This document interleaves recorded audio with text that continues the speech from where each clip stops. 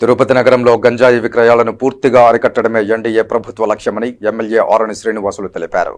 పుణ్యక్షేత్రాన్ని గంజాయి కేంద్రంగా మాజీ ఎమ్మెల్యే భూమన కరుణాకర్ రెడ్డి, అభినయ్ రెడ్డిలు మార్చారని ఆయన ఆరోపించారు. జీవకోన కేంద్రంగా గంజాయి అమ్మకాలు సాగించి అక్రమ సంపాదనను తండ్రి కొడుకులు వెనకేసుకున్నారని ఆయన విమర్శించారు. 46 నుంచి 49 డివిజన్ల కృతజ్ఞతా సమావేశం సత్యనారాయణపురంలోని నాడార్ కళ్యాణ మండపంలో టీడీపీ క్లస్టర్ ఇన్ఛార్జ్ మబ్బు దేవనారాయణ రెడ్డి, జనసేన నాయకులు పొలకల మల్లికార్జున ఆధ్వర్యంలో జరిగింది. జీవకోనేశ్వర స్వామి వారి దర్శనం తరువాతే తన ఎన్నికల ప్రచారాన్ని మొదలుపెట్టినట్లు ఎమ్మెల్యే ఆరణి శ్రీనివాసులు గుర్తు చేసుకున్నారు. జీవకోన ప్రజలు ఎన్డీఏ కూటమిని ఆదరించి మెజారిటీ కల్పించారని ఆయన తెలిపారు.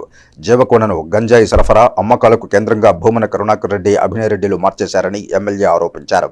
గంజాయి రహిత నగరంగా మార్చేందుకు ఎన్డీఏ ప్రభుత్వం కట్టుబడి ఉందని తెలిపారు. గంజాయి, ఇతర దురలవాట్లకు ప్రజలు దూరంగా ఉండాలని పిలుపునిచ్చారు.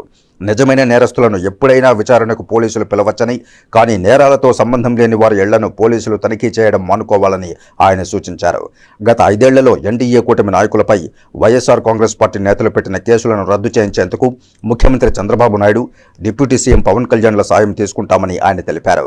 అలాగే జీవకోనలో ఇళ్ల పట్టాల సమస్య పరిష్కారం కోసం ప్రభుత్వం దృష్టికి తీసుకువెళ్లనున్నట్లు ఆయన తెలిపారు. స్లమ్ ఏరియా కింద నిధులు తీసుకువచ్చి జీవకోన ప్రాంతాన్ని అభివృద్ధి చేసేందుకు కృషి చేయనున్నట్లు ఆయన తెలిపారు.